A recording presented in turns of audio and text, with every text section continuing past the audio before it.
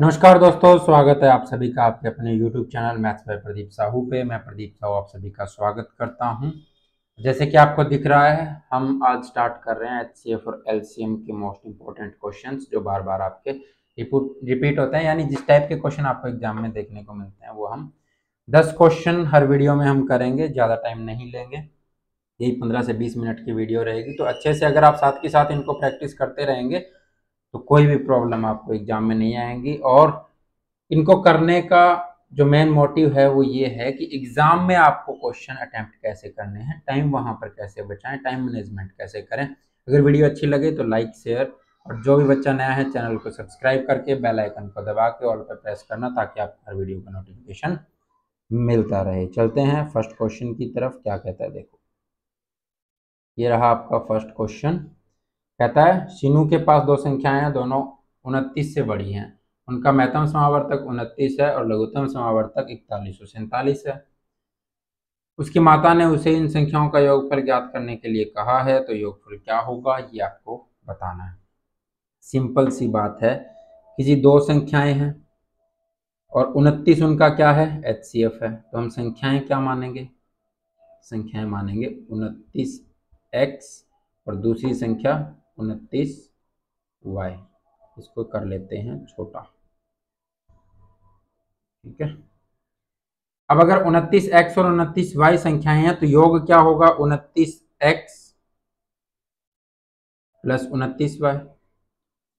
मैं आपको ये समझाने जा रहा हूं, ये समझाने चाह रहा हूं कि 29x प्लस y उनका क्या हो जाएगा, योगी। यानी जो उन दोनों संख्याओं का योग होगा वो संख्या भी 29 से भाग होनी चाहिए। क्यों? क्योंकि उसमें एक फैक्टर 29 होगा।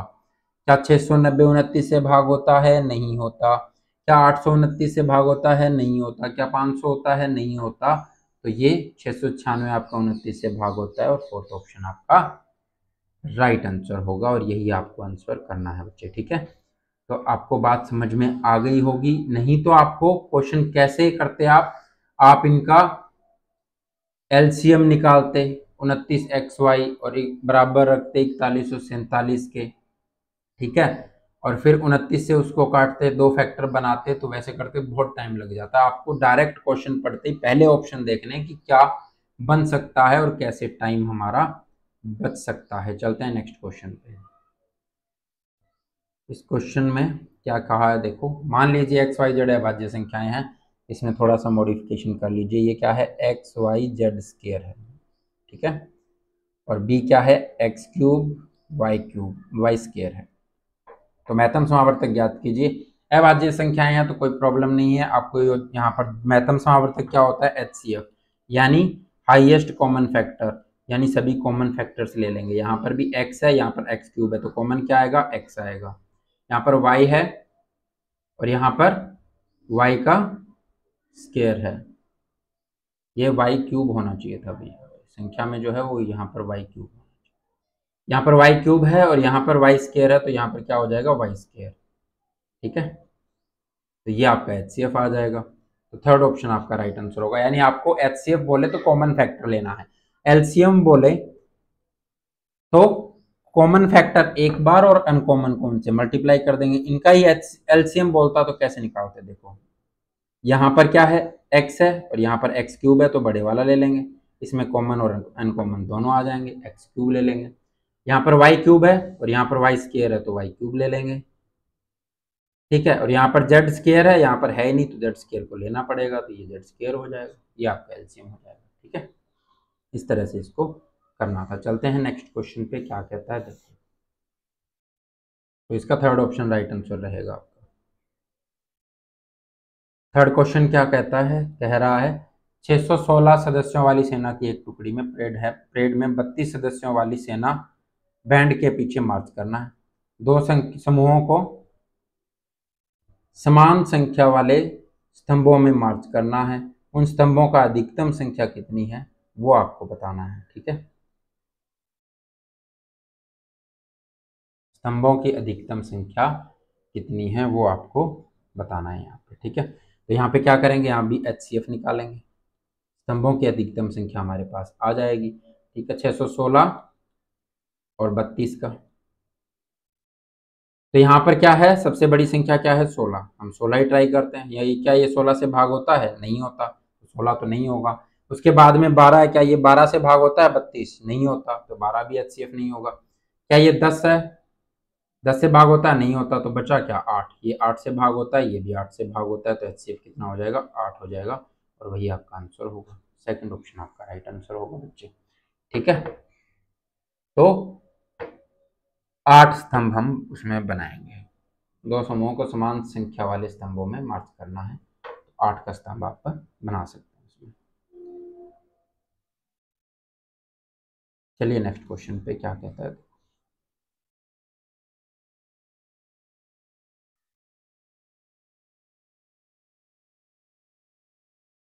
नेक्स्ट क्वेश्चन कहता है कि वह सबसे छोटी संख्या कौन सी है जिसे दोगुना करने पर 12, 18, 21 और 30 से पूर्णतः विभाजित हो जाए। तो वो संख्या पूर्णतः विभाजित होती है, अगर आपको कोई भी संख्याएं दी हैं तो उन पूर्णतः विभाजित होने वाली संख्या होती है LCM, लोवेस्ट कॉमन मल्टीपल, ठीक है। तो वो गुणज जो आपका लोवेस्ट भी है और सब में कॉमन भी है, वो कैसे निकालते हैं, तो आप यहाँ से LCM निकालने का तरीका देख लीजिए। सबसे बड़ी संख्या को उठाइए, कितना 30, ठीक है। अब इन सब में जो जो यहाँ पर कॉमन आ गया उसको छोड़ देंगे, बाकी जो कॉमन नहीं आया वो ले लेंगे। तो ये कितना होता है, 6 दूनी 12 होता है। तो अगर मैं ये कहूं कि यहाँ पर ये 6 गुना 5 है 30, तो यहाँ पर 6 तो आ गया, उसके बाद में 2 नहीं बचता ना कहीं भी, तो वो 2 ले लेंगे यहाँ पर, ठीक है। ये कितना होता है, 6 3 18 होता है, 6 तो यहाँ पर आ गया 6 गुना 5 में। उसके बाद में क्या बचा फैक्टर, 5 और 2 यानी 3 नहीं आया, तो 3 ले लेंगे। ये 7 3 21 होता है, 3 तो यहाँ पर है, बचा क्या 7, 7 ले लेंगे। अब इसने कहा कि वह संख्या बतानी है जिसको दो गुना करने पर, यानी अगर LCM का आधा कर देंगे तो वो संख्या आ जाएगी जिसको दो गुना करने पर इन सभी से पूरा पूरा वो भाग हो जाएगी, ठीक है। तो इसको काटेंगे, LCM जो आएगा वो तो ऊपर वाला आ गया, लेकिन उसको दो गुना करना है, यानी LCM को आधा करना पड़ेगा तभी वो संख्या आएगी। तो 7 3 21 3 63, और पीछे लगा देंगे एक 0, तो 630 आपका आंसर होगा। सेकंड ऑप्शन आपका राइट आंसर होगा बच्चे, ठीक है। चलते हैं नेक्स्ट क्वेश्चन पे, क्या कहता है देखो।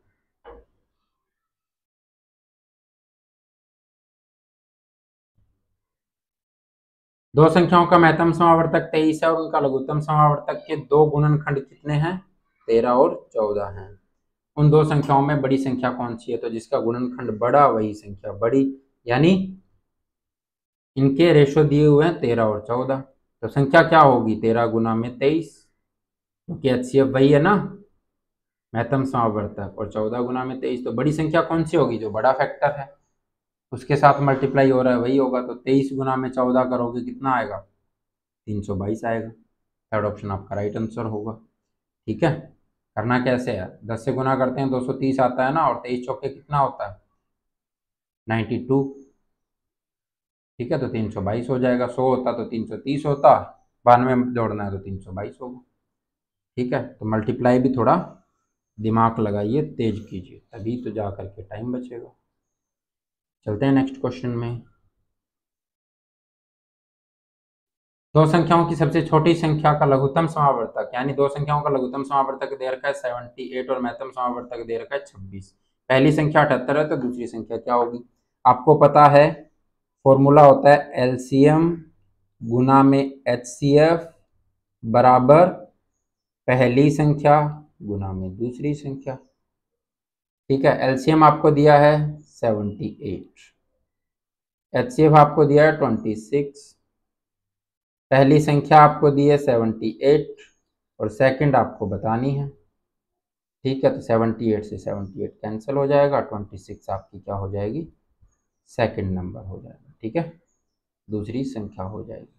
तो वही आपको आंसर करना है। चलते हैं नेक्स्ट क्वेश्चन पे, क्या कहता है देखो।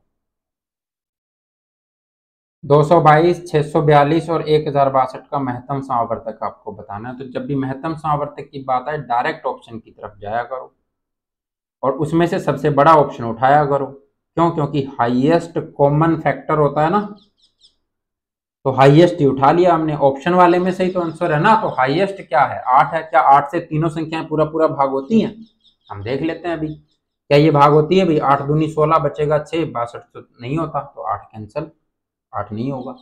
क्या 6 से भाग हो रही है? तो ये तीनों संख्याएं 2 से भाग हो रही हैं, ठीक है, 2 से भाग हो रही हैं। और क्या 3 से भाग हो रही हैं? तो ये इसका टोटल 6 बन रहा है, इसका टोटल 12 बन रहा है, और इसका टोटल 9 बन रहा है, यानी 3 से भी भाग हो रही है तो 6 से भाग होंगी। अगर दो जो संख्याएं 2 और 3 दोनों से भाग होती हैं, वो संख्याएं 6 से भी भाग होती हैं, तो यही आपका आंसर हो जाएगा।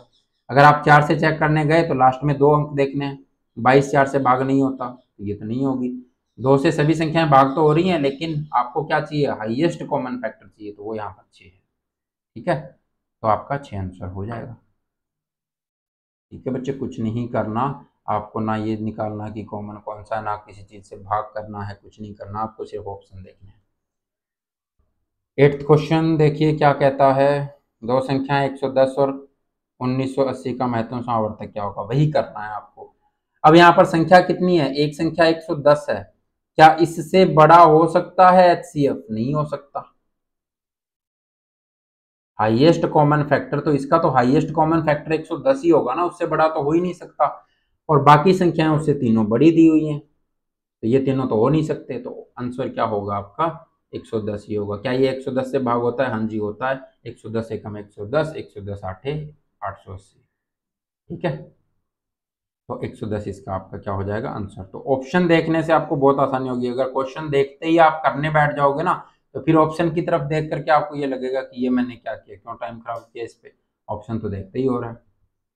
दो संख्याओं का एचसीएफ 12 दिया है, निम्नलिखित में से कौन सा उनका एलसीएम नहीं हो सकता? तो एलसीएम क्या होता है? एचसीएफ गुणा में जो भी आपके अनकॉमन फैक्टर बच गए, यानी जो रेशियोज बच गए, ठीक है, मान लेते हैं एक्स वाई है, यानी वो संख्या क्या होगी? एलसीएम जो होगा उसमें एचसीएफ भी फैक्टर होगा, ठीक है। तो यानी वो संख्या जो एलसीएम है वो भाग होनी चाहिए किससे? एचसीएफ से पूरा पूरा। तो 12 छिके 72 होता है, ये तो भाग होती है, ये हो सकता है। 12 पंजे 60 होता है, ये भी हो सकती है। क्या 90 12 से भाग होता है? नहीं होता, तो यही आपका आंसर होगा कि ये इसका एलसीएम नहीं हो सकती। जिन दो संख्याओं का एचसीएफ 12 है, उनका एलसीएम 90 कभी नहीं हो सकता। 12 7 84 होता है, तो ये आपका एलसीएम हो सकता है। थर्ड ऑप्शन आपका राइट आंसर रहेगा। चलते हैं नेक्स्ट क्वेश्चन पे, क्या कहता है देखो। कह रहा है कि जी 6 और 5 का अनुपात है दो संख्याओं का, यदि उनका एचसीएफ 3 है, तो दोनों संख्याओं का एलसीएम क्या होगा? तो वही अभी बोला था कि एलसीएम होता है एचसीएफ, यानी कॉमन फैक्टर गुना में अनकॉमन फैक्टर। 6 और 5 रेशो है ना, तो वही 6 गुना में 5, 6 5 30 दिए 90, तो वही हो जाएगा 90। आपका क्या होगा आंसर होगा बच्चे, ठीक है, 90 आपका आंसर हो जाएगा। चलते हैं आगे। ये था आपका इस वीडियो का अंतिम question. Thanks for watching. And जो भी वीडियो अच्छी लगी तो लाइक करना, दोस्तों के साथ शेयर करना, और जो बच्चा नया है चैनल को सब्सक्राइब करके बेल आइकन को दबा के ऑल पे प्रेस करना, ताकि आपको हर वीडियो का नोटिफिकेशन मिलता रहे। आपका दिन शुभ हो, अच्छे से तैयारी करो। Okay, bye bye, take care.